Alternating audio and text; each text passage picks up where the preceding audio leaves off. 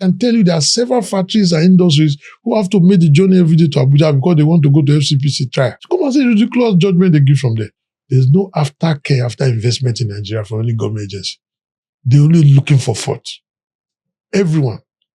NAFDAC, you know in NAFDAC now, you pay for them if they raid you. Go and check. If they raid you, pay for them to raid you? No, when they raid you, you pay for the cost of raiding you. Wow. I can show you.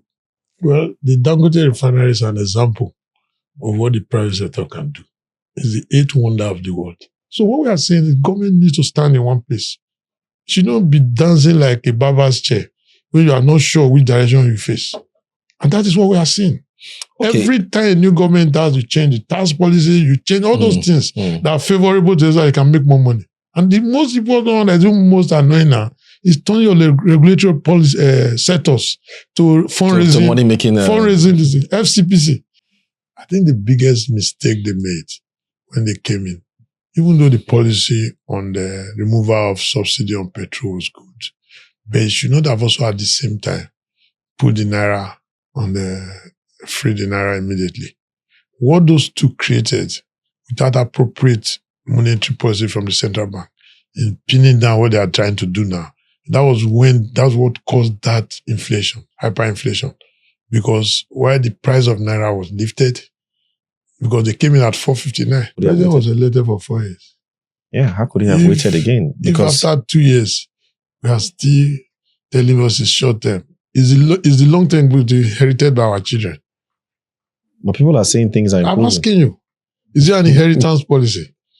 If in 2 years, the drama you are trying to do as a dancer, you have not yet reached the stage, then you want people to sleep in the cinema.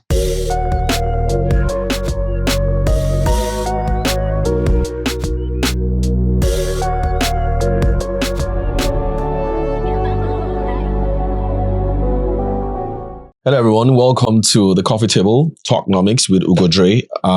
We do this every once in a while on this channel. If you're not following NACCIMA TV, you better start following now. You know what to do. Just click on the follow button and then the notification as well. And of course, watch some of our other programs on NACCIMA TV.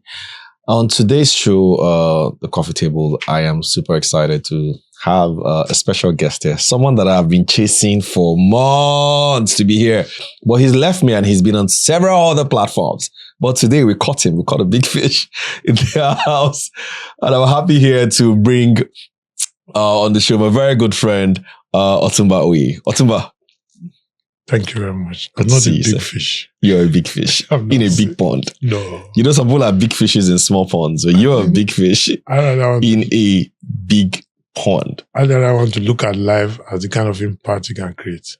It's never about you. I know you try to live you try to have this very simplistic view about life, but sometimes life is more than that, especially when you're in some kind of position, isn't it? Well, my influence came from several years ago when I was the alumni president for Obafemi Awolowo University. I worked under a vice chancellor, Professor Mark Onjola. And legendary prof. I think from several years before then, I used to buy myself a car every 1st of January just to prove that I was successful. Wow. But in that 4 years I spent in university, between year 2000 and 2004, I didn't buy any car. I used all that money to build a hostel because I was taught that it's never about you, it's the impact you create. And that has been my driver. It makes you happy. It was never about you, it's about what? The impact you create. Your environment. So everywhere I've done, every service I've done, that's been my keyword. And it gives you a higher satisfaction. Talking about impact, you until I think a couple of months ago. Yes, 19th of June. 19th of June. In fact, just a month ago, the chair of NACCIMA, for those who don't know NACCIMA, maybe you want to tell our audience what's NACCIMA. We know what NACCIMA is, but I'll leave that to you. But in addition to that, I'm actually very interested in how you've seen your tenure and what sort of impact you've made. I know, but let's hear from you. First of all, I want to thank the Nigerian Association of Chambers of Commerce, Industry, Mines and Agriculture, which is the acronym for NACCIMA. I was the 22nd president of NACCIMA. I was highly honored to be. And in the 2 years, what I tried to do there was, first of all, to change the perception index of the private sector, not just for the organization. Yeah. Because I feel if we are truly going to grow in Africa, the government must yield to the private sector in the investment angle, or not trying to do business. So what we've tried to do is to completely engage the government and make sure we support the government to make the right policies. We're realizing that in the economy, almost in every country, the MSMEs and the SMEs do about over 90% of the economy. And government does about 5 to 10%. Nigeria is about 5%. But with that 5% comes policy, law, which is critical for you to be able to anchor the 90%. So if government gets it wrong, that affects all of us. And that is why every business leader, every organization, whether it's Manufacturing Association, NACCIMA, which is that I also became the chairman of the organized private sector for just 6 months from January to June. So what we try to do in those platforms, first of all, is to support government to make the right decision, to also get government to respect businesses, and also to also encourage government to stop doing business and be more interested in providing the policies that will support business. Apart from that, I also made sure when I came in, the organization had very poor finance. And I can tell you, I left them substantial hundreds of millions just to make cash. So make sure that the staffs there, the people there, my predecessor in office, my brother who is there now, will not have to worry about what I worried about. Your successor. Or predecessor, successor. And I want to, like I said in my speech when I was handing over, we have always been asking the government to do balanced budget. In my 2 years there, I run excess budget. We were never deficit. So government has a lot to learn from the private sector on how to run the country. You cannot continue to borrow. Because if the person borrowing to you knows that you have the ability to pay or you have overborrowed, the terms are naturally will not be positive for you. So we have a duty to learn from that as a country, that we must run balanced budget. And I want to use this opportunity to shout out to Enugu State. It's the only state government that balanced their budget last year. And I think we can take a cue also from there. Oh, Enugu State. Is that why? Anyway, I think we get to that because I wonder maybe that's why they recently reduced their electricity tariffs. Yes, but you can see what they're doing about that. I'll talk about it too. Okay, great. I mean, we're in for a very interesting session because there's several things I really wanted to talk about. I have a lot of questions. I hope that this is really a 1 hour program. But so I hope we can, have all these things addressed. Let's start with the state of manufacturing in Nigeria today. You've been there, you've been the head of the Chamber of Commerce for 2 years. You've gone around the country. You've engaged several policymakers, including people in the private sector that are making things work. GDP numbers recently came out, and we see that whether we like it or not, Nigeria still remains a highly service-based economy. Manufacturing is just hovering around 16, 17% of GDP. We've seen a lot of policies over the last 2 years. You've seen several governments come in and talk about how we can start to produce our own things and, proudly Nigerian and all of that. But the manufacturing sector, when you hear a lot of them, they still groan, they still complain. So you've engaged with everyone, and I just want sincerely, from your own experience, what is the state of that sector today? Thank you very much for the question. I want to first of all commend the manufacturing sector of Nigeria for the good work they are doing to project all the issues affecting that sector. We too, as a Chamber of Commerce, also have a manufacturing unit. Yes. And we all also work together under the organized private sector, which I recently chaired. The biggest problem of the manufacturing sector in Nigeria is policy consistency. That is the biggest problem. Policy consistency from where now? From government. Government, okay. Because when you want to plan any investment, you have to be sure that both the policies and the laws will be the same from conception to your conclusion when we are building a factory. Because if you are building a factory and in the middle of it, government changes tariff on trade, And at first, that people can bring in every goods. It just opened the door for you to be able to compete with well-established economies who are borrowing at very single digits, whereas they are doing about 36% under the current CBN with commercial banks. So that is why it's very important that policy consistency should be it's our biggest headache in the manufacturing sector.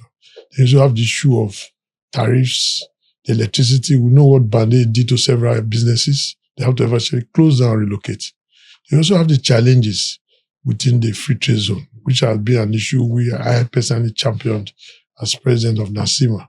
There's a lot of distrust between manufacturers in the free trade zone and outside the free trade zone, which is some of the issues which they try to use the current 2025 tax law to resolve. So there are many, many problems. Take, for example, if you are going to compete under the AfCFTA, we have to have enough infrastructure to be able to make us competitive. What the government tried to do when they came in the first time was to say they will use the free trade zone to drive production, because they discovered that they could not provide all the infrastructure everywhere. But subsequently, I think that policy is not, they were not aggressive as they planned to do. So that's why it becomes difficult. If you check in Nigeria today, 99% of all the access road to every industry is not tight. Go and check. All the infrastructure were provided by the investor. So that's why when someone comes from abroad, he writes you a feasibility. It won't work here. Because you're going to see that the invisible tax you are going to pay, as Dr. Akinwumi said, that is those taxes or the expenses you will run on security, boreholes, buying electricity pole, and doing the roads, and almost everything. You have to pay for it. And at the end of the day, you still pay tax. So government must find a way to sit down with businesses, the manufacturers, almost in every sector, and listen to them and see how they can use their ideas to drive businesses. If you continue to sit in your office, because the ability to make law is not synonymous with knowledge of that industry. You must listen to a man who has invested or is trying to invest, because anybody that puts his skin in the game should be what you listen to, not to the contractors or the traders who are just interested in just bringing goods and dumping here. So what we have to do is you have to have a huge manufacturing base for you to succeed as a country. So there must be a deliberate policy by government to first of all sit down and have a genuine stakeholders engagement. What they've tried to do at times to call people they know and use the same ideas they started from several governments ago, it doesn't work. You call the Dangotes, you call Bois, you call these same guys with the same people that were called by Abacha, the same people that Babangida called. They don't do the business of selling tomatoes or selling eggs. We all know the fixed business they do. So you must find a way, get your big business together, put them in a club. Your best 20 guys from the Dangotes to the Bois, let them be in a club. But still have the representative of the small and medium scale industries, the Chamber of Commerce in that room, so that they will know what policy government is driving at that level. Then you also now involve your smaller businesses. Because if you look at current trajectory now, as the World Bank has told us, while we are busy declaring profits with the big companies, our poverty trajectory is also growing. It is not filtering down to the small businesses. And until you engage and listen to everyone, you cannot grow this economy optimally. And that's what we're saying. Government must listen first. Policy consistency is the biggest thing the government needs to do. Okay, so let's talk about government now, because the opening session, you made some remarks. You said part of what you told government was they shouldn't be in business, right? So they should just, focus on policy making and all that. But at the same time, somebody else will say, look, yes, government shouldn't be in business, but there's a role for government in business, because there are certain businesses that private sector cannot create, because you want to also, encourage the development of your economy. So, for example, Lagos State government is the ones doing the light rail, right? Blue line, red line. Private sector can't get into that. In some countries, private sector run railway or run transportation all through. So, how is it that you can have an economy in a third world without government owning some aspect of business? Well, the Dangote refinery is an example of what the private sector can do. It's the eighth wonder of the world. That industry or the refinery was built as an EPC contract, which made the design, everything was done in Nigeria with sophisticated Indian help. So if one man can do that, show me the example on the other side of government. If we just spend over $3 billion trying to fix the Port Harcourt refinery, Warri refinery, and maybe the Kaduna refineries, and the current leadership of NNPC is telling us that we may have to scrap everything. So you know what $3 billion can do if you put it in Bank of Industry to support businesses. That money will grow more than $20 billion. So if you want to start calculating government adventures in business, it has been a disaster. The numbers are there. It won't work. The fact that they make you CBN governor does not make you an expert in a bureau de change. The fact that they make you a director in Ministry of Trade does not make you an expert on how to work in the free trade So who zone. would have done the rail? So where I'm going about the rail is, what do you need to do? You think Nigerians cannot build rail? It's the technology. They are not going to be the one to manufacture the technology. The technology is already there. It's for you to provide policy through adequate capital. If you have reasonable price loans in commercial quantities, Nigeria can do anything. We have shown, with all the 419 impression in Nigeria, our youth were winning Grammy Awards. What it tells you that we are world beaters if we defy proper encouragement and environment. What government needs to do, given the example of Lagos that you are giving, is that if there's enough funds, reasonable price loans within Nigeria, that's what government should be supporting. The Obasanjo regime had an example. How did you become self-sufficient in the cement? He went to Dangote. I paid a course call General Obasanjo, and he told me, I called Aliko and said, why are you still importing cement? How can we fix it? He said, well, this is my profit as I'm importing. But if I decide to build the factory here, I will be losing money. It's okay, friend. I guarantee you that profit. Give me your numbers and what you want to do. And that is how government should be intentional, by using policies. Obasanjo did not try to build a cement factory by himself. So what I'm trying to say, government should be a catalyst for investment by bringing the reasonable policies and also ensuring certainty of policy. Once you have that, a lot of money will pour into Nigeria. It's the lack of consistency that is our biggest challenge. And that is why they're not listening also to the people who have invested or intend to invest before you set policies. So if you soak it today now, my policy on sugar will be stay for the next 5 years, unless majority of people in the industry request a change. You will see how money will pour into Nigeria in that sector. So what we are saying is government needs to stand in one place. It should not be dancing like a barber's chair when you are not sure which direction you face. And that is what we are seeing. Okay. Every time a new government does, you change the tax policy, you change all those things that are favorable to us, so you can make more money. And the most important one that is most annoying now is turning your regulatory policy sectors to fundraising. Fundraising, FCPC, the federal competition, charging someone $220 million. If you check their law, it is both for the public and the private. How many government agencies have you held accountable? NIGDA is charging the same thing. They even went as far as, if you see when they raid our factories, these guys come like if they are doing a drug raid. They seal up the factory, go away with computers, and turn the people to slaves in their own business. That is not the way to grow the economy. And that is now, is being factored into our investment climate, that if I'm coming to do business in Nigeria, how much am I going to be held accountable by FCPC, NIDA, and several others? In fact, the one that's even more ridiculous was Coca-Cola. I said that the advert they did was confusing Nigerians. So for that, they should pay about $150 million also. This is ridiculous. It doesn't make sense. But what's driving this? Why are they also keen on I think I don't know, but I suspect they are giving target. You can even see on our roads. You see the traffic warding, everybody tries to hold you because they tell you that they are giving that they must meet certain targets. It's a big problem. You cannot change regulation to fundraising. If you do that, you have taken everything away from the business. So you must find a way. Don't try to catch the thief, but to discourage people from stealing by providing enough information and making your decision process certain instead of leaving to discretion of the man you meet at the junction. So this is the challenge. It's a big problem for businesses. And I can tell you there are several factories and industries who have to make the journey every day to Abuja because they want to go to FCPC trial.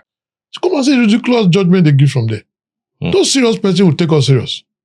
Because the rules are not certain. But I mean, isn't their job to, or isn't it the reason why they are doing this is because they are looking at, competition? The government just realize that they can raise money from there. But you don't know the damage is bigger. you are discouraging investment. Even the ones that are already here, they are thinking that it's worth it to continue to stay. The first thing you should do, and our job as a Chamber of Commerce, is to welcome strangers. There's no aftercare after investment in Nigeria from any government agency. They're only looking for fault. Everyone. NAFDAC, you know in NAFDAC now, you pay for them if they raid you. Go and check. If they raid you pay for them to raid you? No, when they raid you, you pay for the cost of raiding you. Wow. I can show you. NAFDAC. Wow. You pay for the cost. You pay if they come to seal up your factory. You now pay for the police, pay for everything. So this is how ridiculous these things are. I think all of them are playing to the gallery. They want to be on front page of the newspaper to show that they are doing. So has it gotten worse more recently, or is this the trend that you've seen over the last, I don't know, maybe 10 years? Some of these things are happening mainly under this government.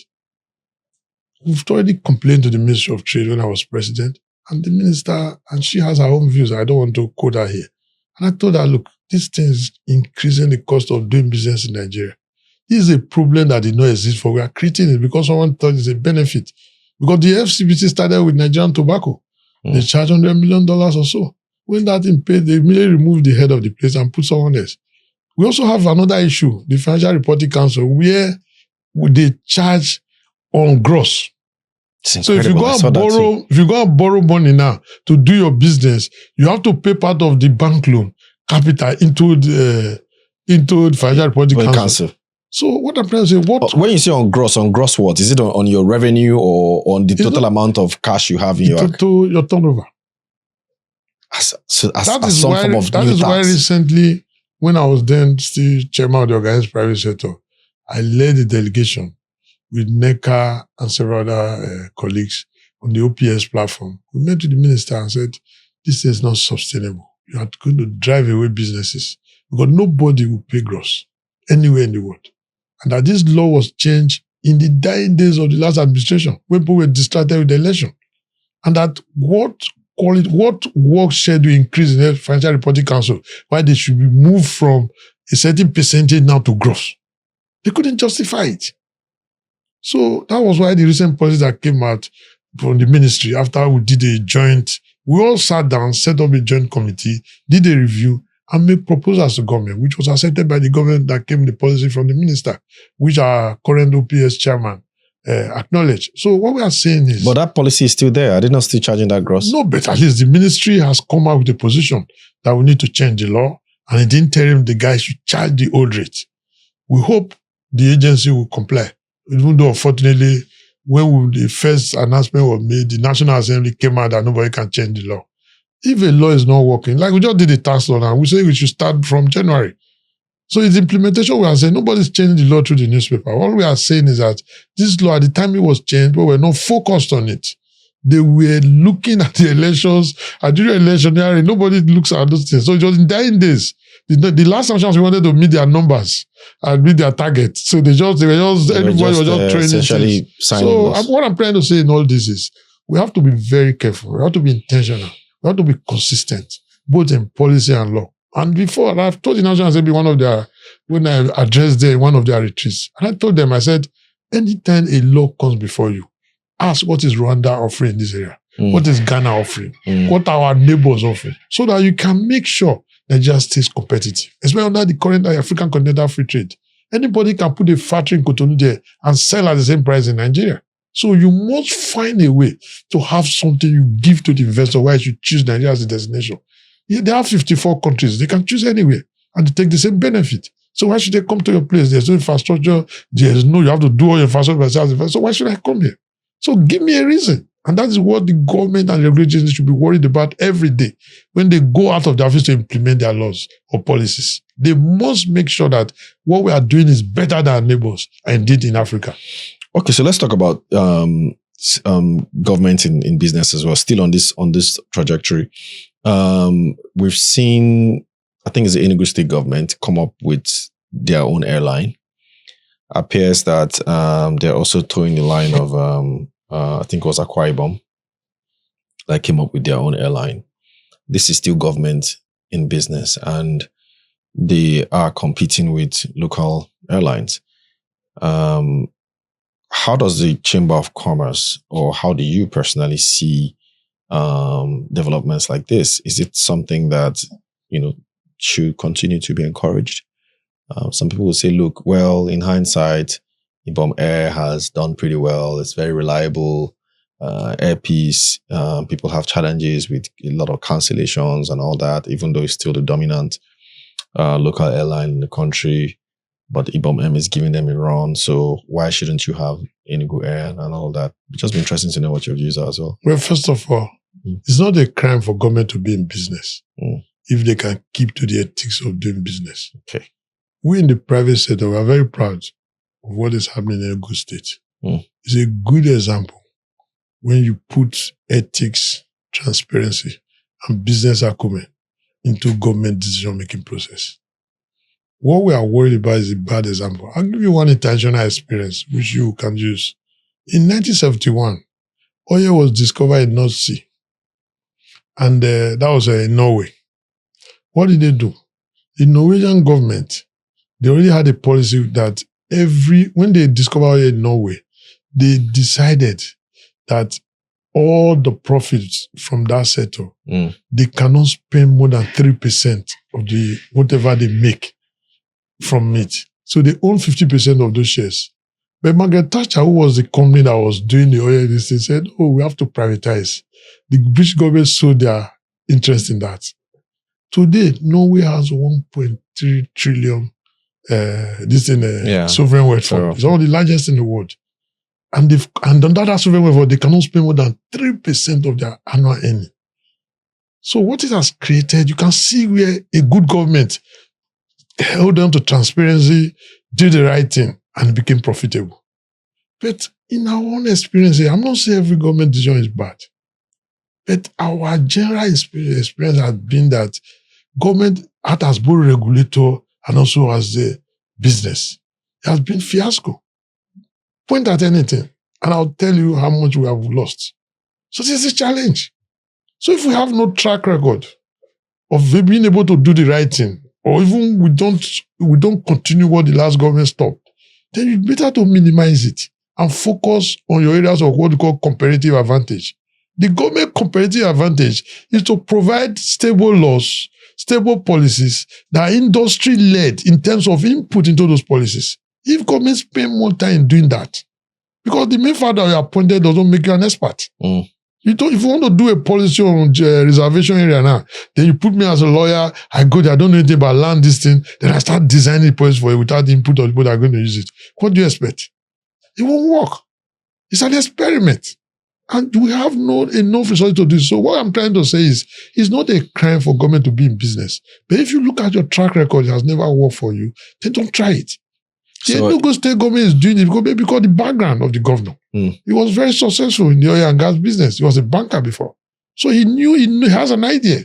And he's using his business ideas. If he was a full-rated politician who all his job is to try to win election by any means, and he goes there, he has to start first by compensating all his people he used to do the election. And the process, before you know it, it's just been the business of sharing money instead of investing it. So I can't say government cannot do it. All I'm saying is, from our own history, only very few cases like you have mentioned. I've just given the NNPC Port Harcourt refinery as an example of what it did.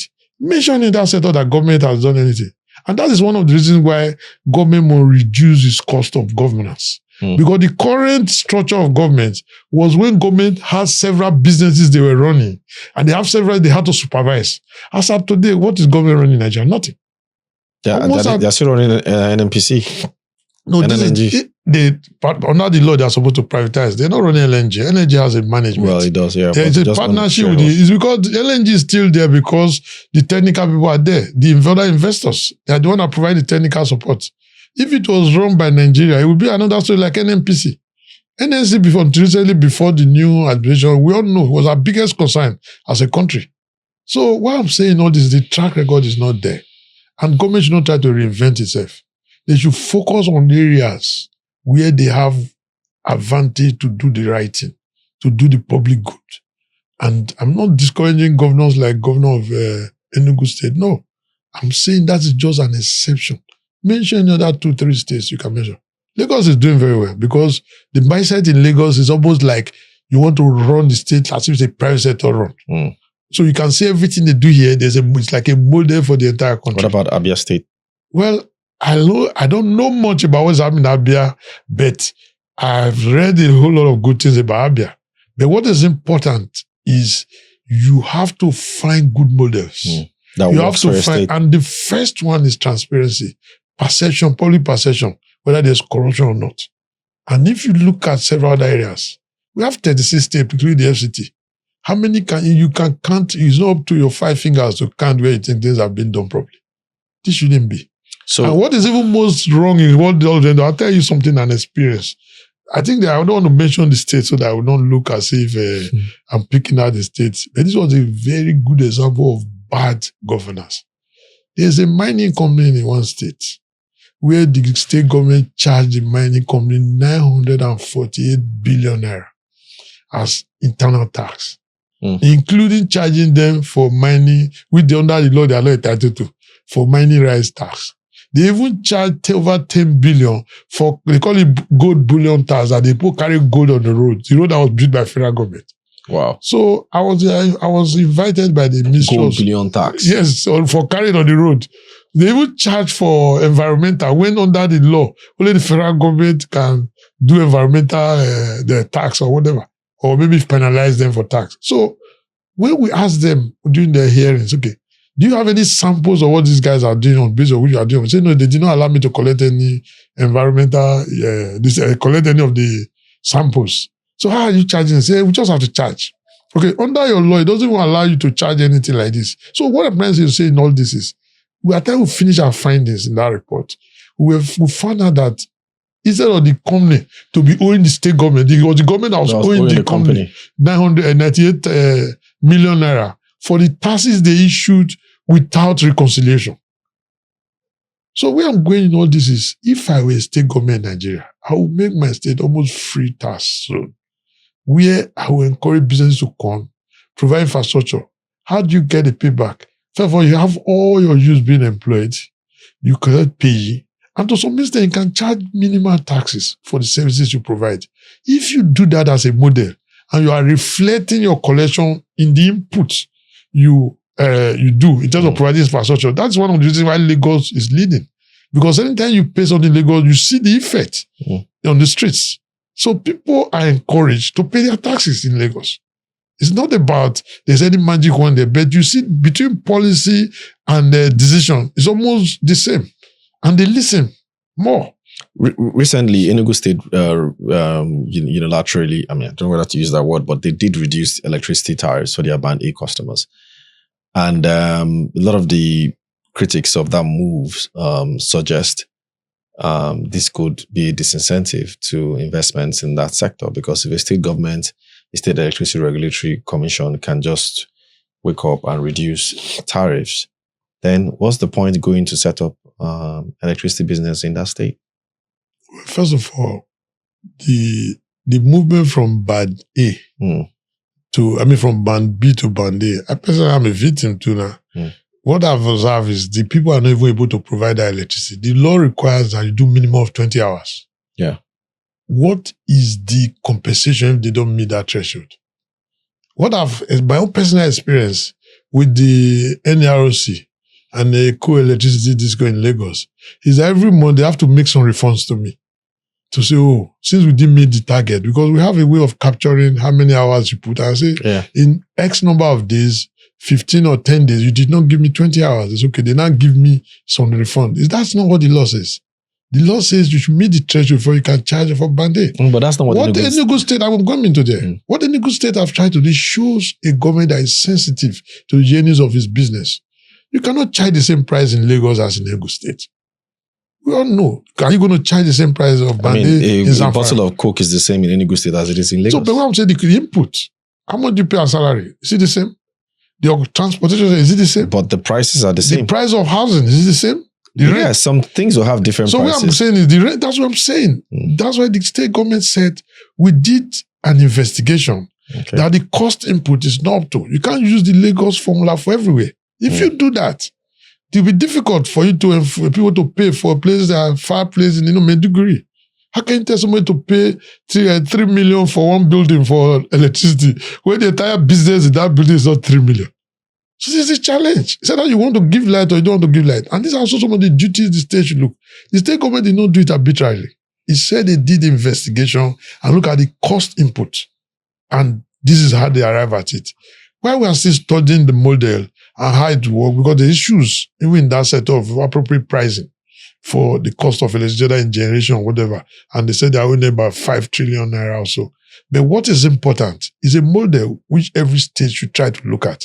I'm not saying we should do it arbitrarily, but they should do that with the industry, the regulator, and everything, and talk to each other, not on the newspaper. Because it's a very sensitive issue. It's a political issue too. It's an electoral issue, as somebody that is in government, you have to rely on the votes of the people. So you can see the entire industry in Enugu State, they're all hailing the government and everything. But the people in the industry who are using to making all of us are the ones crying. Because there's not be sufficient transparency in that sector. You know how much investment from President Obasanjo's regime and others, how much they've invested in that sector. We cannot see it. Yeah. And the Gencos, when they paid for those things, they instead of using their equity to pay, they went to borrow. Most of the Gencos are owned by banks. Go and check.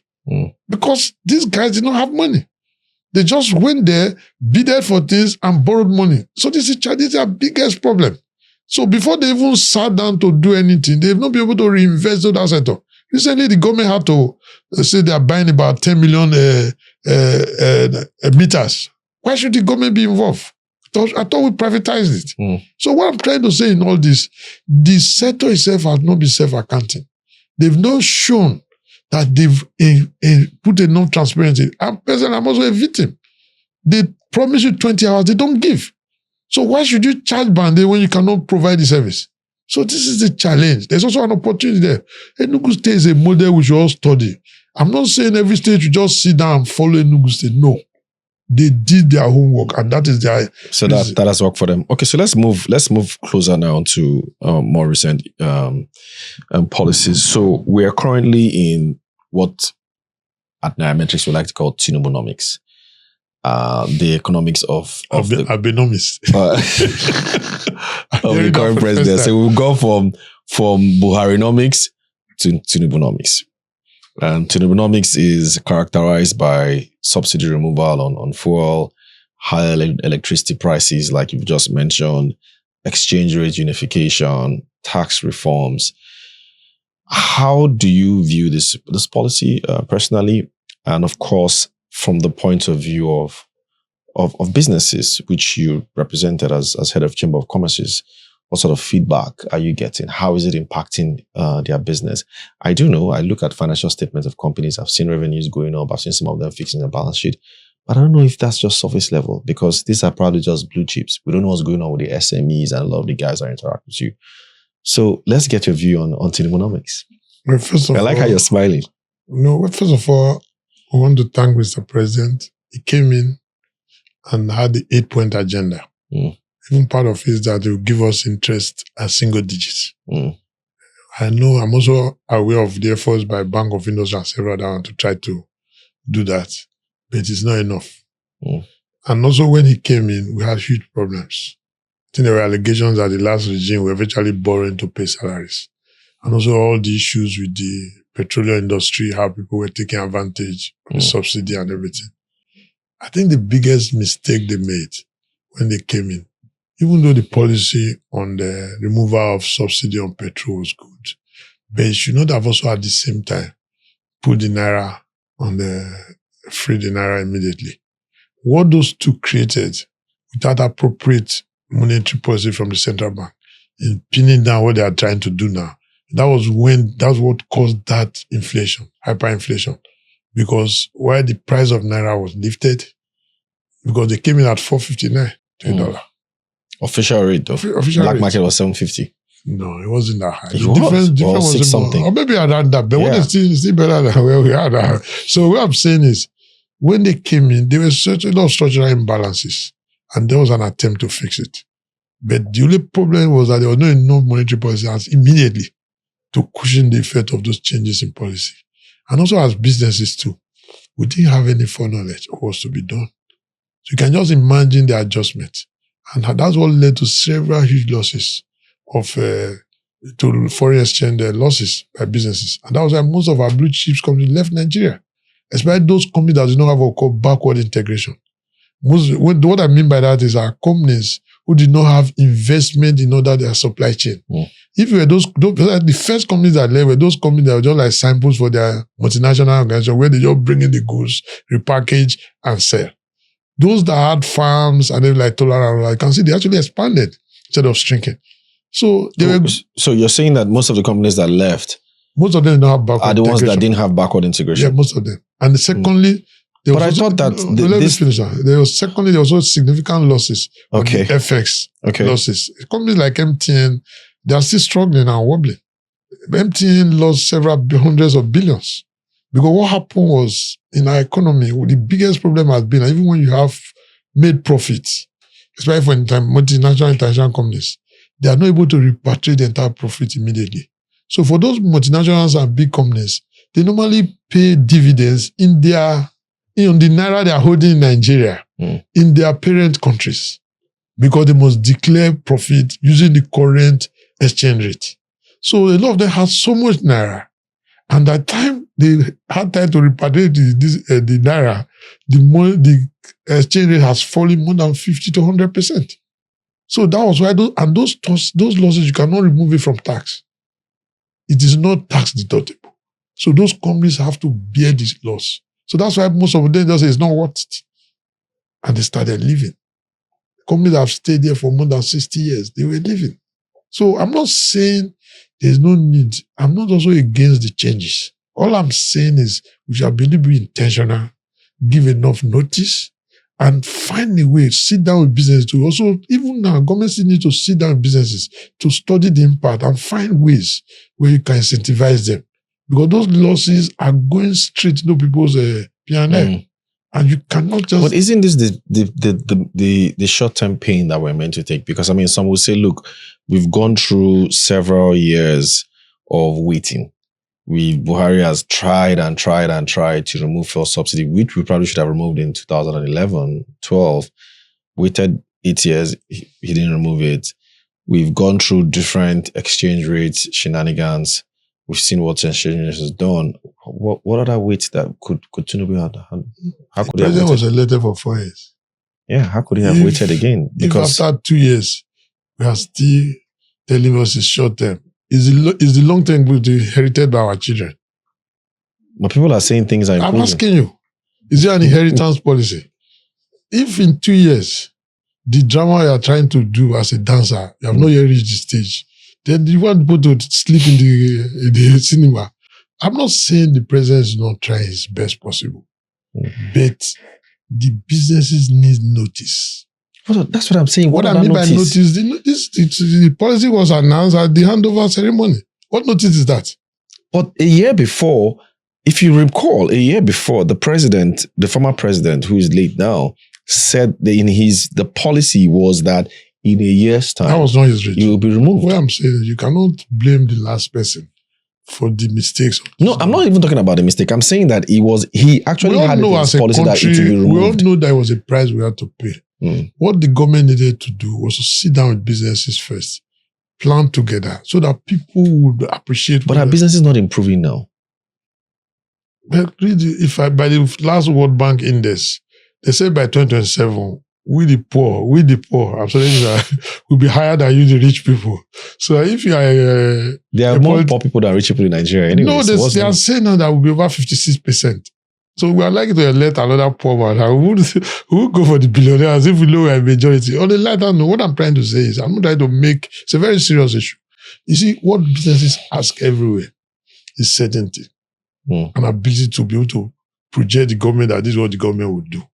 When you don't give notice, the notice given by the last regime, this government the parliament does not bind the parliament. So you're not going to tell me that everything last regime promised us that would happen. No, they had their own programs. They were elected on different programs. What I'm trying to say is we always need notice as businesses. I can give you an example of what is currently happening in Europe. Do you know how many millionaires have left London because of policy inconsistency? Because of the increased taxes. So that's why you can see countries like America trying to still insist that they want to give the rich. I'm not supporting it, but you can see the effort they're making to keep their rich people. So what I'm trying to say in this is the government needs to be more consultative before you make such a radical decision. But since we're already there, now let's deal with the effect. How does government need to cushion this effect? I think government has a duty to still address businesses who have suffered hugely from those policy changes because they did not create a problem. The problem was not created. The MTNs were not in the oil setup. They were not in refinery. They were not the one that took $3 billion from Nigerians to try to repair refineries. So what I'm trying to say in all this, the government too has some form of blame to be. They spent a lot of money on things that were not going to happen. So what we are saying is it should be a shared responsibility. There are several ways the government can support businesses. I'm not saying government doesn't even have the money to pay for those things because this money is not there. But what government needs to do is to be more sympathetic and see how you can find some level playing field for all of us who are affected by some of these policies. That's all I'm saying. We've all keyed into the current policies. We don't have any option. Because if you are going to do business, we'll do it within the law. But the government needs to be more consult the business before you make such fundamental changes. I've told you the example. For you to rein in inflation, the CBN, what the CBN is doing today is what they should have done. Immediately those policies were in place. By restricting borrowing, making sure that you keep liquidity low. And what happened even then after that? All the state government, all the gains from that, what did they do with it? Recently, Mr. President was indicting some governors that he cannot see the effect of all the money he gave them.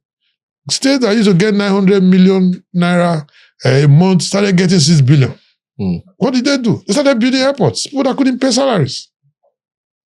Go around. You won't see the effect. Very few states did the right thing. So this is a challenge. So what we are saying in all this is all of us need to look at the impact of policies before we put one out or implement one. Or even when you see that your policy is having effect, you call those people that are most affected and find a way to manage the impact so that they don't leave. We lost a whole lot of companies and this is not good. But a lot of companies have also said, okay, before I get to that question, on this losing a lot of companies, are we still losing companies now or has it reduced? Are you still seeing a lot of companies are they shutting down or are they leaving? If they see that the climate is not improving. There's what? There are still companies who will leave if the climate does not improve. But some of the reports we're getting is that it's improving. Yeah, people are coming in. They are different sectors. There's different sectors. So who are the I was in Germany recently. A company made a presentation. We're having a World Chamber of Conference where I was one of the keynote speakers. A German company said, we could not operate in Germany because of what we do. I had to relocate to India to be able to do business. And I'm now sending to goods to Germany and Europe. There was in Brazil, if you are a farmer there, you do very well. Try to process what you are doing. The government regulation will kill you. There are Brazilian companies coming to Nigeria now just to process their own product which they produce in Brazil. So every country has its own competitive advantage. Our job is to make our place a destination, not only for business, but also retains businesses. What's our competitive advantage? No, let me finish this question. There was no government policy or deliberate action to even find out those that were leaving, why they were leaving, and find a way to put a policy in place to make sure no more person leaves. And I've raised this issue several with government. I said, you don't even care about this guy leaving. I said, no, don't mind it. There's nothing like that. If somebody has chosen your destination and is leaving, it will be your worst seller of your destination. It will tell you, don't go there. Those people are not serious. There is corruption. There is this and that. You must find a way. Even if they are leaving, live on good terms. And use the experience of what has happened to create a better policy environment. We're not doing that. There's nothing, either in the ministry or at the central bank or anything, where they are sitting down to find out what are these issues, how can we ameliorate it, how can we reduce the losses, how can we give some tax incentive, or find a way, the MTNs, to be able to see that what we've lost, we'll find a way to make it up for them. So this is what I'm saying. So I also realized that also when they were leaving, it was an opportunity for companies like Tolerant to expand and went to Guinness and several others. So, but you shouldn't, just like it's in the Bible of the lost sheep. You lived in 99 and go and look for the one that went astray. You cannot say, oh, I don't care. the man can go. He can go to places. So this is what I'm saying. So we must be careful so that we don't lose those companies whom we see as our value high value companies. This is the problem. So what I'm recommending, the government should put a genuine group together where they find out what are these issues. Are there ways the government can? But we've had so many of these things. I'm not saying another. That's why I said, what is our competitive advantage as a country? As a country, we have a huge market with low purchasing power. Well, you may say so. It's not true. Nigeria, we don't have low purchasing power. We have some very significant Nigerians. How many of them? We are talking of purchasing power. Yes. You can see when we say we're talking about it on an average. Yeah, you are talking about numbers, even in America. About 10 guys owe more money than the entire population. So it's the same. But the 10 guys can't buy everything. And that's what I'm saying. But when you say low purchasing power, you're talking of in the gross majority of Nigeria. Yes, on the average. Yes. Whether it's our GDP per capita because the problem, what is causing that is also fueled by government policy. When you devalue your currency without any reason. You don't seem to support the devaluation that happened, even though I don't know whether we're still in a devaluation. Let me give you an example of, before I come to Nigeria. Recently, Botswana devalued their currency. You know what they said was the excuse? That people are not buying enough diamonds. You are making your people poorer. And so the country's revenue dollar income dropped. So doesn't that mean that the exchange rate should adjust? You as a businessman, what are you supposed to do? Reduce your expenditure. But that's not easy. That means you're going to lay off a lot of people. No, you don't pauperize your people because you want to continue to build the bridge you don't have money to build. That's what I'm saying. The government is the one going to deficit financing. So you don't have to punish and spread poverty around the country. We were at 459. If we were still at that price today, do you know how much investment Nigeria will attract? Our problem with the GDP or whatever has to do with our devaluing our currency. Let me coming back to Nigeria now. What is Nigeria competitive? You'll be asking that question since. Yes. Let me explain to you. What are our products? All the products we export are internationally priced, whether from agriculture to our solid minerals or to petroleum. By devaluing our currency, how does that help us to make more money? You earn more. The dollar that you earn is a lot more when you convert. No. You are you are creating inflation. If that is the lazy government's attitude to creating value, but you are sharing inflation to all of us. At the end of the day, even the projects you tend to finance will get more expensive. Whether you like it or not, anytime you devalue, the first victim are your own people. You're actually making everybody poorer. Unless they have information about it and they take positions. If I have all my money in property or in assets or in businesses, I'm likely not to be affected. In fact, it can actually be a gain for me because my fees cost, like salaries and everything, don't move along with the devaluation. So, but if I have to go outside to the market, almost immediately the price is double. And even the government, the cost of bridges double, the cost of doing roads double. So that's why you see the government recently lately, they are working very hard to make sure the Naira stays at 1516. You can see the effort of what the central bank is doing because they realize that it's not in anybody's interest. And most of the investors coming into Nigeria, if they are not sure your currency will stay at a particular distance, they won't come. Why should I bring my dollar? I change within 48 hours. I've not done any business. I've lost half the value. But people are saying, well, it's been stable for a year now, so and the stability they were looking for. So isn't that it? I don't know stability. It's been stable. It's between 15 and 16. Is that not where we've been since? Like that for a year. For the last 1 year. It has gone to 18, 17.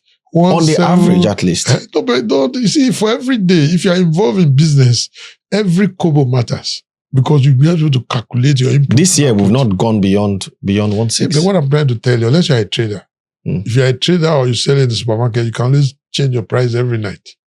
But if you are in manufacturing, you've borrowed at a certain price, you've gone to import goods. Why the goods, before they even leave where you are going to import your input to your production, the price changes there. The custom is changing their rates every day. How can you now calculate what exactly is your input? This is the challenge for.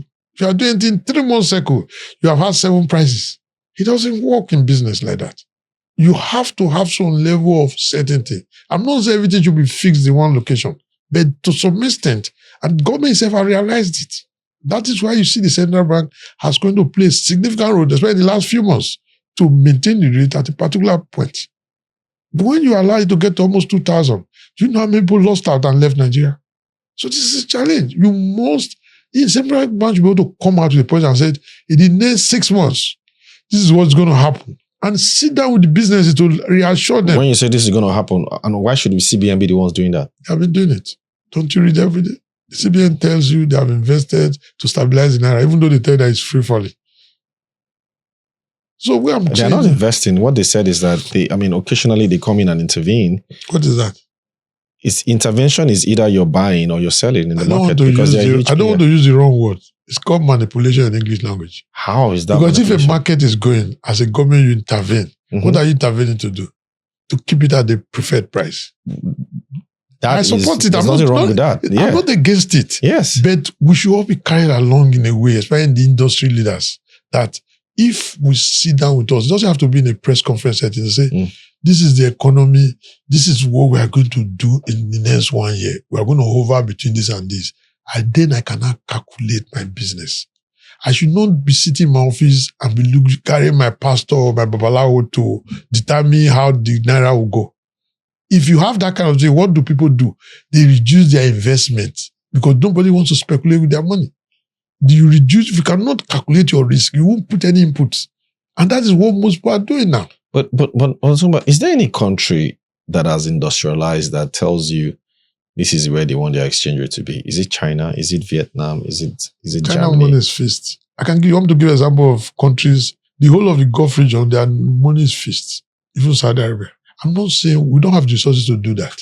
So they have a fixed exchange rate. All of them have fixed Qatar. But these are smaller countries that are very... I'm talking about countries with the same kind of population that we have. When you say small, is it because you have more poor population? Yeah, I'm talking about population-wise. And I mean, China is an Saudi Arabia, is not a manufacturing giant. Of where they manage their currency. So what I'm saying all this is, whether I would like it or not, we're a third world country. Most countries, there are only very few countries in the world. They are not up to this in the 20 where they allow their currency to float because they have huge balance of trade advantage which they use to manage it. Those countries where it is fixed, let me tell you why countries fix their currency. Countries fix their currency when they know that the market cannot trust them. Take, for example, all those examples of countries which I've mentioned to you that fix their currency like the Gulf region. It's because they know the emir can decide the rate. So if you are a stockbroker in New York, you cannot bet on that. On the whims and caprices of the emir of Qatar and go and put your money against Qatar's money. Because the man can wake up tomorrow and say this should be double. But those countries that have achieved some level of governance, like Britain, Norway, and others, they allow it to float in the market. So what business does Nigeria have to want to behave like America or Britain or the EU when you cannot even pay salaries properly? I'm not saying we're paying salaries now. No, where I'm going is, I'm not saying we should go back to where we were before. But there should be some level of managed float where you should be able to come out with a clear, broad policies that this year is the desire of government that this should be around this. But isn't that what they've said too? We're in a managed float. They've signaled that this is the area. Until recently, the thing was on its own. It was on a free fall. So what I'm saying in all this, I'm not saying the CBN is not doing its best, given the resources available to them. And also with all the problems with the oil industry and which are main foreign exchange earner and the ability to be able to have more of our crude oil sold at a reasonable price. What is important is the government needs to work with the investors, the businesses, by letting them have an idea what the policy direction will be. It shouldn't be something that the CBN just sees and wake up one day and say, I want to intervene. And I read the same thing. If I've put in 1 trillion naira in this economy, then I read the same thing as somebody who is selling akara.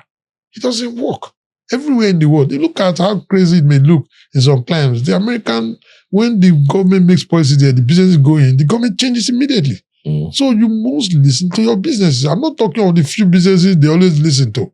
You must find a way to look at what they call the highest impact. If we are going to grow everybody at the same time, I don't want the government to be reporting profit like banks without industries. You can see all the banks, all of them are rent-seeking, most of them. That's why you see every year they declare huge profits. You ask them, where is the industry you finance? They can't show you. Because it's rent-seeking. People are transferring prices. Rent-seeking from who? When you are into buy and sell, you're only financing people who do the 90-day cycle. You don't want to finance the industry, you're only financing traders. That's why they make profit. Who is the highest payer of interest? It's the government, because it's the highest borrower. So all those interest government pay, that's where you're seeing the profit. So you must find a way where you can let all of us win. Your policy must be deliberate so that you don't just focus only on one sector. You must have impact in different sectors. If not, our poverty index will continue to grow. And China has shown us that even poverty is an asset if you're able to put the right mix of policies and grow people out of poverty. If your policy trajectory is only making the same people who have always declared profit for several governments behind as these people declare profit now, there's a failed policy. I'm not saying the government has failed, but government must find a way to optimize the impact of its several reform policies so that every one of us will be winners. Because in a situation where the poverty is growing, it's not in our interest. Because it has implications for our security, for the entire ecosystem, and the perception of how Nigerians perceive. I knew this was going to be one of those shows that will go more than our usual time, because I still have a lot of questions. No, go ahead. Ask you. Let's move into tax now. Nigeria has been running large fiscal deficits for years now. We're likely going to run record deficits at the end of this fiscal year. And people have said it's because government revenue has been low compared to expenditure. We know what large fiscal deficit also means for exchange rates, which you've talked about. Now, let's park that aside. Just recently, America also passed what it calls the Big Beautiful Bill, the Donald Trump bill. And that bill provided a lot of tax cuts, which you sort of alluded to as well, to rich people.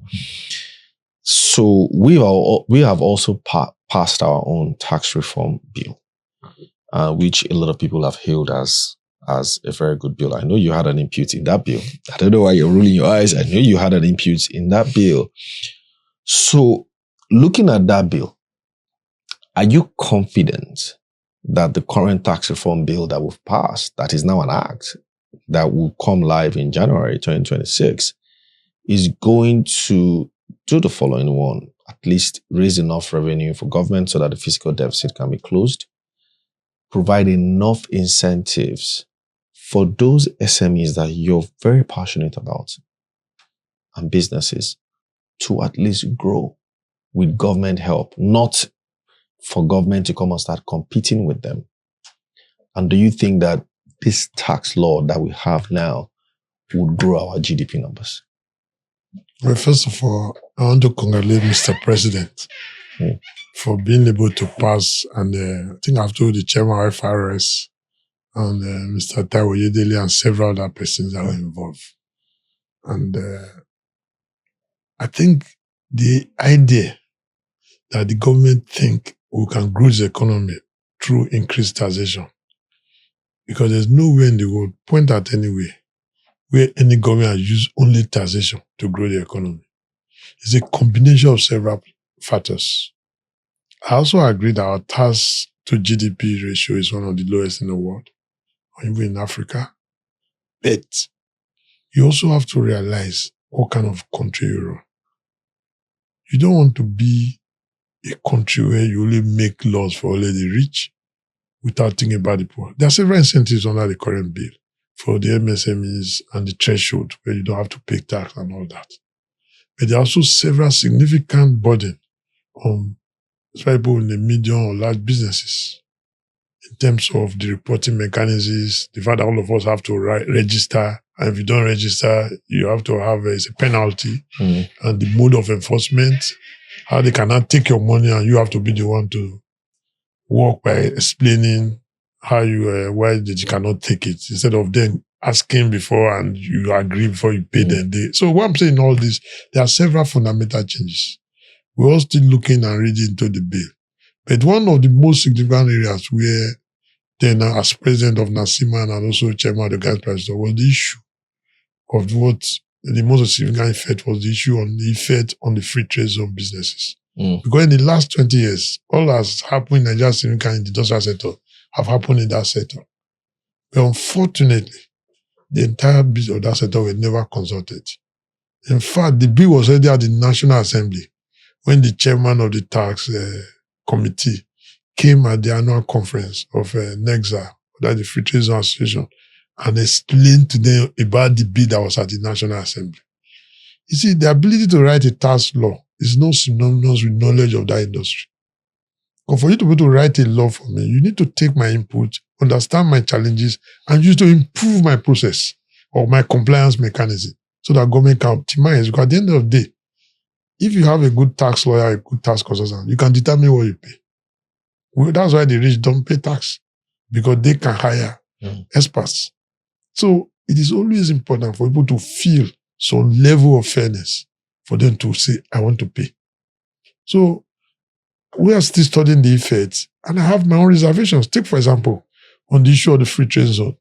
They gutted the laws, Section 8 and Section 18 of the NACCIMA Observation Act, and moved that law, that is, repeal those laws and move the provision into the tax. What does that mean? That is the section that relates to the incentives you provide for people who do investment in free trade zone. You nullified it in that bill, in that law, and now domicile the applicable law inside the tax law. If you are coming to invest in a country, is it not the law regulating the source of investment you go to? If it's now in the tax law, you know what that means? It doesn't make sense. Why? What we needed to do was to say, we needed to make the amendments in those laws to reflect what we wanted it to be. Not for you to transfer the investment law for Nigeria into, you only find the investment law inside a tax bill. It doesn't. Why? I'm trying to understand. Layman's English, what does that mean? They nullified the investment incentives provided under the free trade. Under the Free Trade Act. That is because the NACCIMA Act, the Nigerian Investment Promotion Agency, and the OGSA, which is the Oil and Gas Processing Zone. They nullified the relevant sections which provide the incentives. And now makes alternative provisions in the tax law. So what it means is, for you to find out what the investment incentives is in today in Nigeria, you have to go to the tax law. Then they also made another very unusual law there. The single window which the president just announced that they should also roll out in January, they also put the law inside that tax law. It has no independent law, so it's inside the tax law. It's like saying you want to have a trading platform, you'll be trading in the tax house. You see, whether you like it or not, issue of taxation is not a friendly chat between government and business. It's like you're trying to make profit, somebody's trying to take everything. So you have to now go to that person who is the one to cut the process with knife. What I'm trying to say in all this is, there are also good things in the bill, the law, I have to also tell you, because the issue of making everything digital and bringing to best world standards, and even for companies, part of the advantage in the new law is that they used to tax excess dividends or whatever, and they have removed all that. Those will also increase investment to Nigeria. So that was said, it's a mix, but they still need to further refine that law. So that's fine for the free trade zone, because even the incentives they are providing, they're always tying it, most of them, to if they are involved in exports. The question I asked when I was in National Assembly was, what is a core Atlantic going to export? Is it the sand in the core? No. Or Alaro? Are they going to export the houses? So we've moved, the world has moved from export as the really basis for giving the incentive. They are now special economic zones.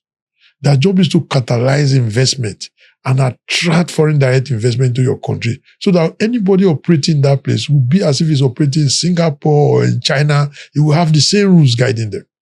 To try to now domesticate us and make it look as if a Nigerian strategy. The issue of free trade is not a Nigerian concept. It's a global concept. So what we should be worried about is that we must do our own to look like the one in Ghana, the one in Singapore. But are you saying now that the free trade zones today, you can no longer have free trade zones in Nigeria again because because of this. I'm not saying the incentives are not there, but incentives are now under the tax Under act. the tax act. Then secondly, what's wrong with that though? That's what I don't understand. It's not a good signpost. Except that you just... Okay. It's not a good signpost. Okay. We could have done this by correspondingly amending those laws to reflect what we wanted in the tax. Okay. That is one. Okay. Then the second issue is there is also another fear because it's when we start implementing, we say challenge. If you look at the old incentives that were provided for them, they say no any other law will apply except that law. But the concept, the one that is in the tax act, is not drafted with such wide language. And there's likelihood that the states may be able to charge taxes in the free trade zone. We're still studying the implication, but I don't think we have that similar corresponding latitudes we had under the... That was why I said it's always desirable to make... When you are writing a tax law, it's different from the mindset of someone writing an investment law. Investment is for competition, for people to come into the country. And whether you are doing the tax law, you are trying to block all the loopholes. It's a different mindset. And the way the court will also interpret it is different. So that is why it's important. And I think the president should not just see it as a final law. Like everything a human being does, there must be a room for improvement. There's still need for the government to sit down and put in the free trade zone. Because if you look at it, now let me give you an example of how that law will work against us. Currently, we are relying on Dangote refinery to provide our PMS and all this. Yes. Under the current law now, if it sells more than 25% in Nigeria, it will be penalized. It will not get the benefit of operating a free trade zone. Yeah, so, because the whole incentive is for him to export, isn't it? That's why it's in a free trade zone. I'm just giving you an example. Would you rather go to Ghana or even Cotonou to use dollars to buy the petrol that is being produced in Nigeria because you want to do free trade zone, you want to do a new tax law?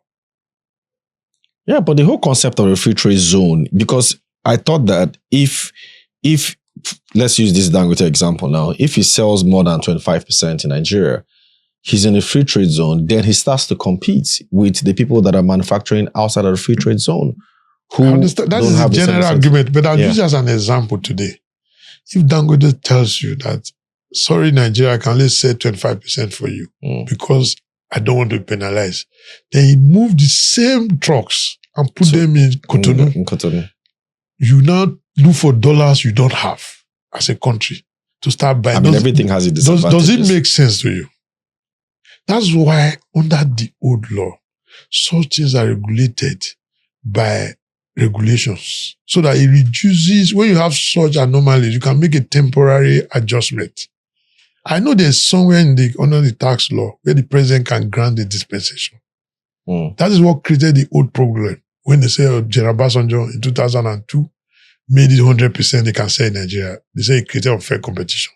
What we needed to do, we needed to all sit down together, both the people producing the municipal and those producing in the free trade zone, and find a formula that works for all of us.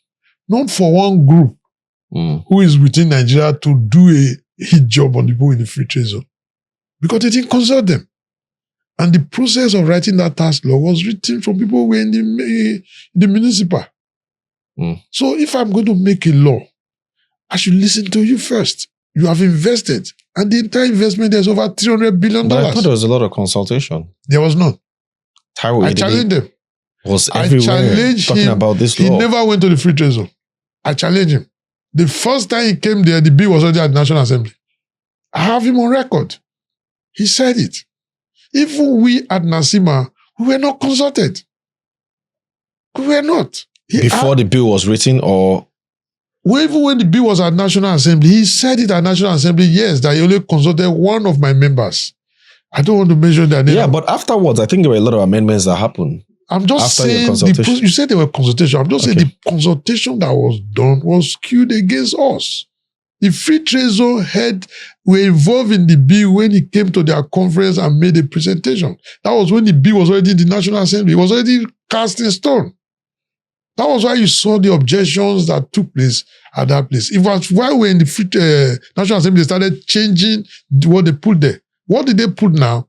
It's okay, fine. If you sell more than 25, you pay tax as if you are in Nigeria. That's one. Then secondly, this incentive is given up to 2 years. By 2028 or so, whatever is in the law, the thing will change back to as if you are working in the municipal. In fact, there's even doubt on that interpretation. Well, I think what they try to now do that, if you are not exporting, then you cannot get the incentive. The free trade zone concept, you can just look at China, what China did with it. China, when they wanted to go to capitalism, they told their people, oh, let's do socialism or communism. But they use all their free trade zones. Those free trade zones, what they used to catalyze and industrialize their country. And that is what is happening. It is not true that people in free trade zones don't pay that. They pay taxes. They pay some form of taxes. The only thing they don't pay is company income tax. But every other tax they pay, including payee. Okay. So where I'm going is, if you say you don't want them, would they rather have them go with all the incentives and opportunities they create? So there is need on both sides. Because as a former leader of the Ghanaian private sector, I will not talk against one or the other. The law is already made, it's not our law.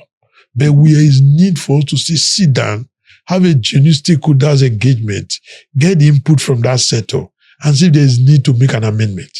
So that when we start implementing, we don't start losing investments to Ghana or several other of our neighbors who have a better free trade law than Nigeria today. Okay. Time is almost running out, but I want to ask you this question as well in relation to taxes. I think one of the challenges that people have cited is a lot of our businesses are very informal. A lot of our SMEs are very informal. We have over 50% informal economy to formal. Why are businesses so informal? Why don't you, I thought part of the responsibility of the Chamber of Commerce is that as much as possible formalize some of these businesses that are under your auspices. Why are they so informal? Why can't they? I have a practical example to give you. I'm still currently the chairman of Nigeria-Turkey Business Council. The official trade between Nigeria and Turkey is about $700 million. Whereas if you go into any Nigerian house, go to every shop. Yes, they use Turkish furniture. Everything is Turkish. Because, in fact, by our own calculation, it's over 10 billion annually.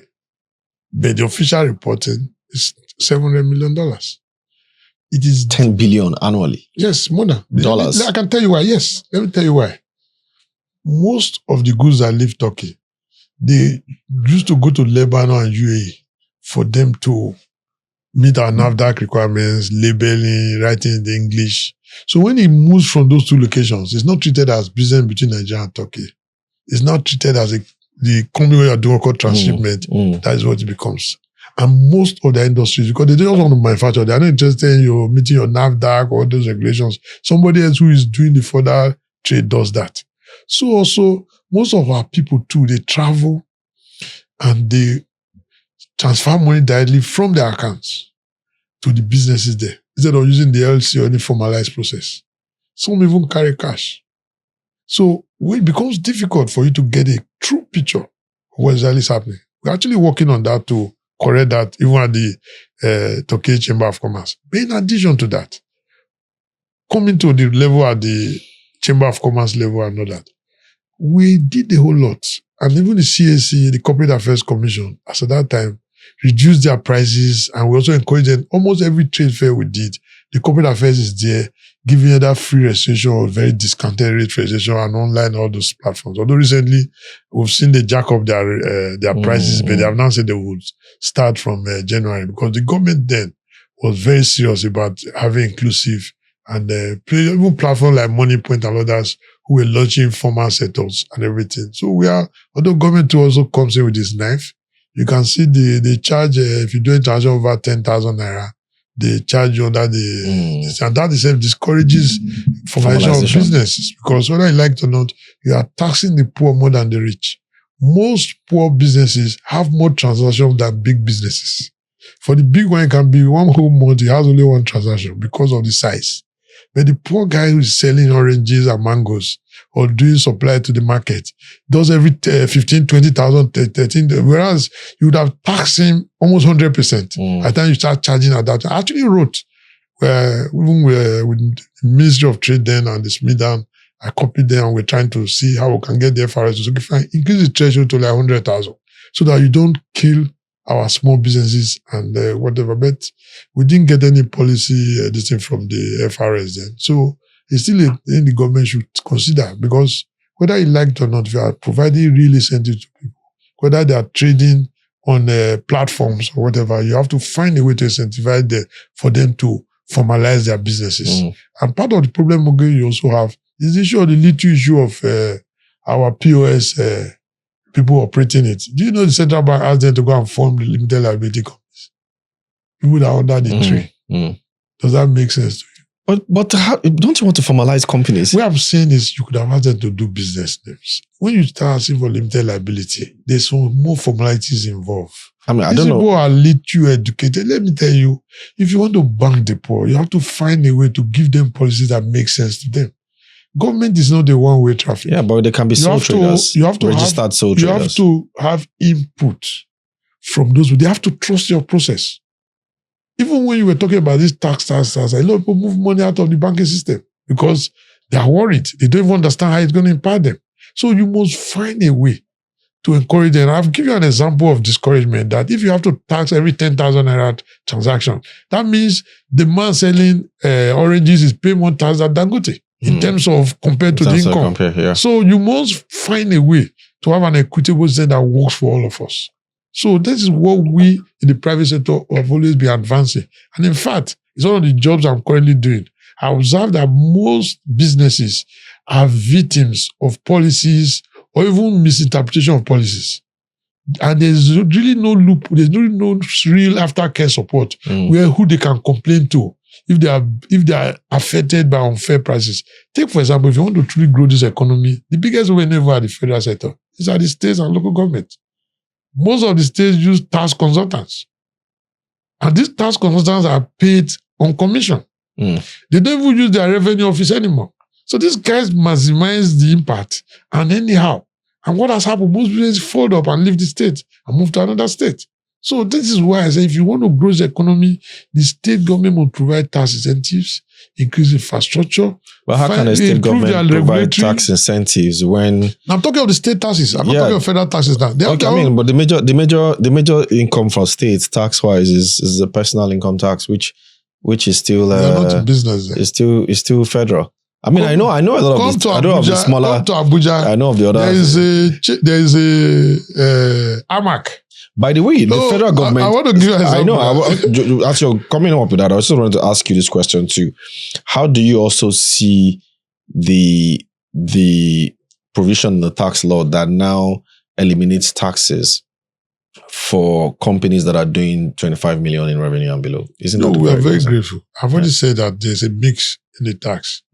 I mean, the government has tried to... Is there any disadvantage in that anyway?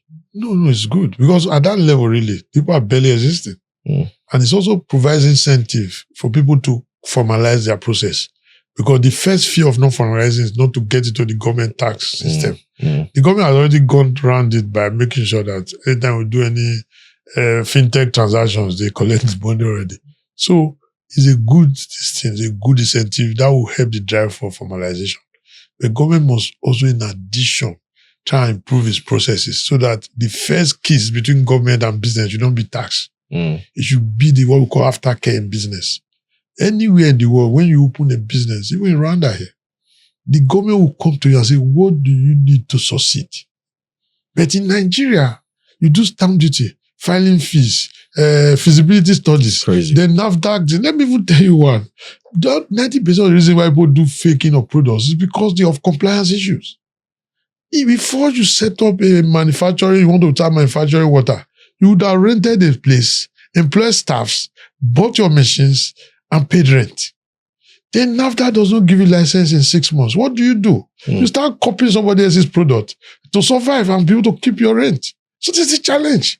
We must reverse the way in a way that before you go in, there should be an incentive that all this regulatory compliance will give it to you for free. But when you start making profit, you can pay down. That is what should be. If you do that, you will see how businesses will grow in Nigeria. But this idea of stamp duty, filing fees and everything, even before you even reach the site, before money later tax will come in. So then you have to now put infrastructure where you are going to work. And you pay a lot of other implicit taxes. Then the youth in the community will say, no, before you do this, so All this, what I'm saying is, government should expand opportunities by increasing the regulatory framework in a positive way with the input from businesses. And very importantly, reduce minimally the cost of assessing business. Give me like 3 years, from 3 years when you are sure I can assess profit, then you now say, okay, fine. This is what was the filing fee should have been. This is what the tax clearance fee should have been. All those things. You should encourage people to get to the site on time instead of creating hurdles for business to get there. This is what we ask for at the chamber, at the business level, and as private sectors. We appreciate that government is doing its best, but government needs to take us more into confidence. They cannot sit down in their office and assume that appointment to our office is synonymous with knowledge of that business. You say that a lot. You must listen to your businesses. Look at what Dangote is doing now. When he felt, the one time they told him he cannot be the only investor, he went all over Africa, started pouring money everywhere. But now that he's comfortable, see what he's doing. He wants to do another port. So we must encourage our businesses to do more by giving them certainty and by giving them opportunities at home. And one of the reasons why people invest in a free trade zone, I'll tell you, that Dangote refinery, no bank will fund it if they cannot calculate the cost of doing that business. If you are in the municipal, your cost can change. The local government can impose anything. So banks don't want to fund uncertainty. And that's why you must be very careful when you are touching that sector. Because all that has happened in the last 20, 30 years happened in that free trade zone. All right, quickly. Last thing, last question, is opportunity. And the opportunity I want us to talk about is AfCFTA. It's been here for maybe for the last 4 or 5 years now. We've been talking about AfCFTA. I know it's still early stages yet, but has there been any benefit for your constituency over the last 2 to 3 years? Are Nigerian businesses competing, or at least have they started competing against some of these countries that you've mentioned as well? Because AfCFTA is all about hitting other markets and increasing market share for Nigerian businesses. Well, the AfCFTA is a game changer, especially for Nigerian businesses. And Africa is a huge market of 1.4 billion people. And especially with the current American First policy, yes, we have all seen the reason why we should trade more inwards and look for new markets. And it's very unfortunate, currently in Africa, we are doing less than 15% of internal trade. And the AfCFTA have already, from the secretary, have said they are targeting before 2028, they want to do 35%. I think that is still low. But I understand the reasons why they are a bit conservative, because of the huge infrastructure gap in Africa. Yeah. Because it becomes very difficult. Apart from the trade infrastructure, there are several other infrastructures. Even our interconnect, most of the worst roads or communication you have in Africa, you need to try to move from one country to the other by road. It's completely inaccessible. But where it is accessible, you have a whole lot of bottlenecks. So we are very happy at the AfCFTA concept because it's going to improve internal trade. And a good example is what happened in Uganda, when Uganda was being forced to adopt gay policies under the last regime of Biden. And when they refused, they canceled their about less than $2 million trade with the US. And what happened? Uganda looked inwards and did more than $6 million within Africa. So what I'm saying, the opportunities are here. Africa is a rich resource continent. And they will suffer the most from perception in this. In terms of even the way our map looks like. Our map is almost like 5 times the size of what it should be. Inside Africa, you can have the whole of China, the whole of America, and have several other, the whole of Europe inside Africa. And you have still not filled Africa in terms of the land size. Africa had about 874 arable land. And that's about 60% of the entire world arable land. In terms of other several resources, in 2022, 27% of the gold production in the world came out of Africa.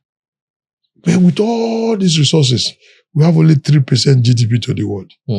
So what has happened is America needs to develop its market. And that is why the AfCFTA is a welcome. So something that should have happened long ago. So what opportunity? How we?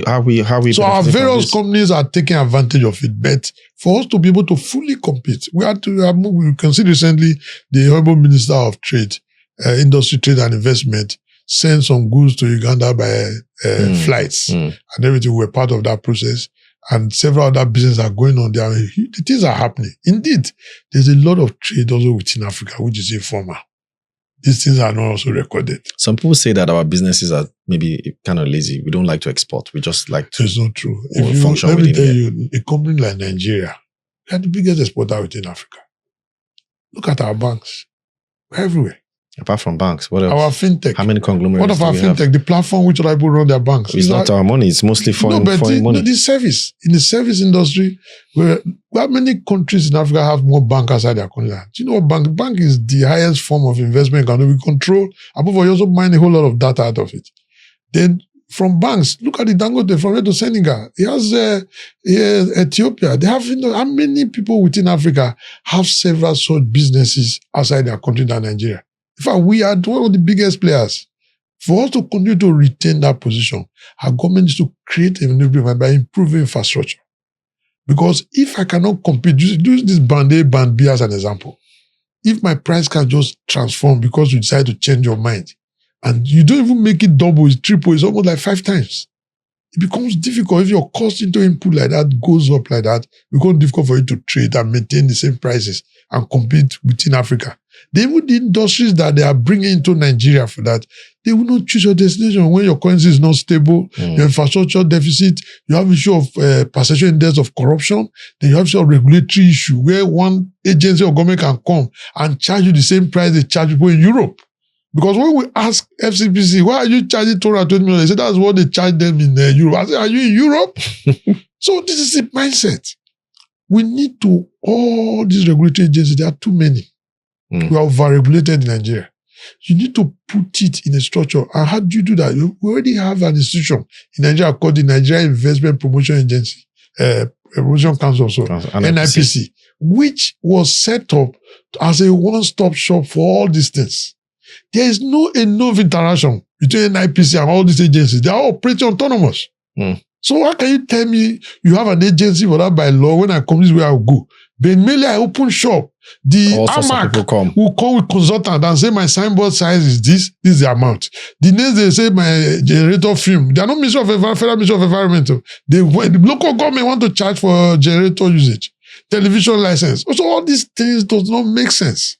That's why we are very happy with the new tax law. There's been an attempt to box everything, harmonize, but we still need to work together so that the impact of the new legislation can be felt in every corner in Nigeria so that people can fully buy in. There's a whole lot of need for further orientation, more seminars. I appeal to the committee for them to do a whole lot of enlightenment. Because if not, when we start in January, the confusion that will hit it, I don't want the pressure of people against it will not be the one to say you have to revoke or revise the law.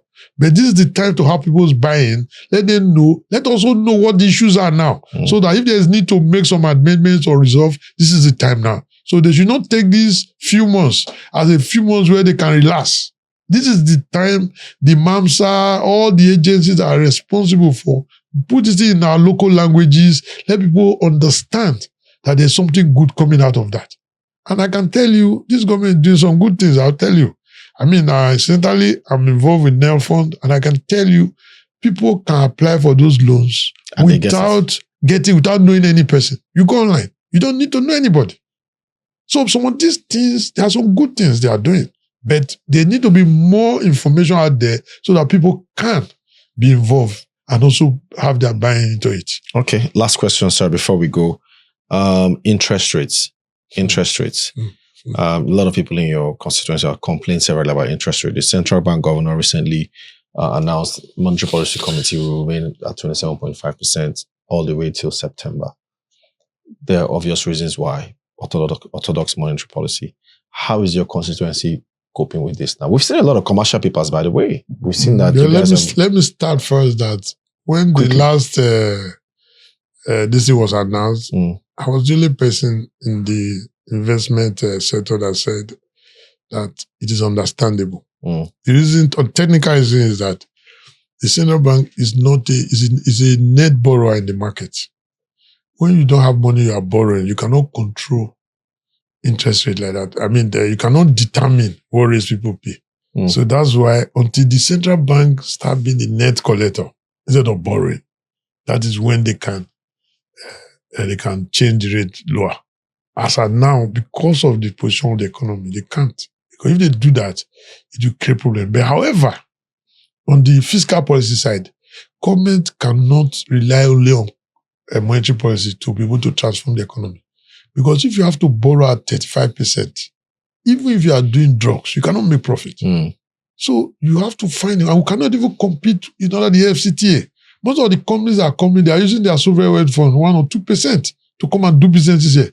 If I'm doing at 35, how do I make profit? That is why banks, all those, I know the government doesn't have the money to fund most of other development banks, but how do you bring it down? It's simple. We have a formula as private sector. What is the formula? If you reduce the borrowing by the public sector, all these bonds they are raising and issuing, once you reduce it and put a sectoral cap on public borrowing, you can say for any public sector, you cannot do more than 10%. I was told, the central bank cannot impose duties on the state government because they are sovereign under the constitution. It's simple now. You are not regulating the banks. If you tell the banks you cannot do more than this from CBN to banks, the bank in Osun State will not borrow beyond the CBN guidelines. Those things exist anyway. The pension funds. But there's no sectoral cap. That's what I'm saying. There's none. So, we have the Fiscal Responsibility Act that also caps the amount of borrowing per GDP, even though we've seen them breach it anyway. There's nothing like that in operation. That's why you saw even when the cash being paid to them from the federation account increased, the borrowing also went up with it. Because it was complete irresponsibility. So what they created, it's not simply to deal with the public sector. They went after the businesses.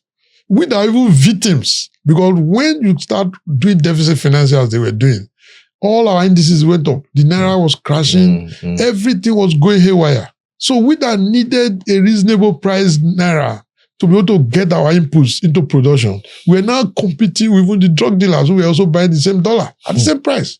So where I'm going all this is, you have to find a way to fund your businesses where there can be certainty and reasonable price currency. Like the CBN have said now that between now and September, they will not change their MPC rate. Then you must also do the same thing for the currency price. Tell us in 6 months' time, this is the margin it will play. So I would now know whether to put my money in Nigeria or I want to put it in Ghana. So you must deliberately let the businesses know of your intention. You cannot let us listen to this on television and we'll be guessing. Because every time you tell me by television, I too will tell you by television by going to another country and invest. So I'm not saying that should be. There's still opportunity in Nigeria. There's still huge potential for Nigeria. And indeed, our biggest selling point is our talent here, our youth, and most importantly, our investment climate. And to turning the poor to rich in itself or bring them into the reasonable cadre, it's an opportunity. China has done it, and Nigeria can do it if the government listens more to the private sector before implement policies. And most importantly, they must be consistent in policies. They can only make changes with the input of those that have invested or intend to invest. If they take that as a cardinal, they must always do genuine stakeholders engagement, not the regulator talking to the people that regulate. That's not the stakeholders engagement. Because if I, as a bank, CBN governor say we all should wear red shirt tomorrow, I cannot even. Before I leave my office, I've taken my license. So have people in the room which will be able to tell you no. That is what they call stakeholders engagement, not having your monkeys in one table and telling them to go and get banana. So this is what we need to do. And we must all fight for this country. What is happening in America is a good example. Some few Nigerians who thought America was heaven and they put all their net there. Look at how they are looking stupid now. So every Nigerian, like Dangote said, will have a duty to invest in Nigeria. And for us to do this, let's listen to ourselves more. Let's do things that make Nigeria a destination, not only for foreign direct investment, but the one that retains investment. We in the private sector, we are ready to support the government because we know government makes mistakes. It's our own loss. So we have no way, no matter whatever our reservations, we all support the government to make sure that the government succeeds so that we too can succeed. And if both of us succeed, the government collects more revenue in tax. So we need each other. All right. Thank you so much, Otunba Oye. I always knew that this was going to be a fairy session. It's been an amazing 1 hour plus already on Talknomics, the coffee table. It was a pleasure having you on this program. I hope I can have you back again, because there's so many things that we actually haven't even touched on at all. And you can see how long how long we spent. But I hope you had a great time so far. Like I've told you, we are very proud of the work you are doing here. Thank you so much. Especially the work on data analysis. It's something that's an area which has been difficult for us to get reliable data. So we're very happy and we're ready to support you. Anything you think within the private sector can use to support your work. Even we have, like I said, in the chamber network, we have over 100 chambers in Nigeria. We're in all the 36 states. And I'm sure we can work out something. I can talk to the current president so that can have a way to see how you can collaborate. You don't have to rent offices while gathering those data. Data is important. You can use our platforms and create, because whether it is important, that is important for us to take decisions. We are currently, almost everything is on guesswork. So for us to be able to have genuine policies that are applied to businesses or even our people, we need to know what is happening there. So we support you. We're very proud of what you're doing. And I think Nigeria is proud of Nairametrics. Thank you very much, sir. And that, by the way, is the end of our show on this very amazing note. Of course, tune in again for another episode of Talknomics, the coffee table on Nairametrics TV. Of course, until we do this again next time, do have a profitable week ahead. Goodbye.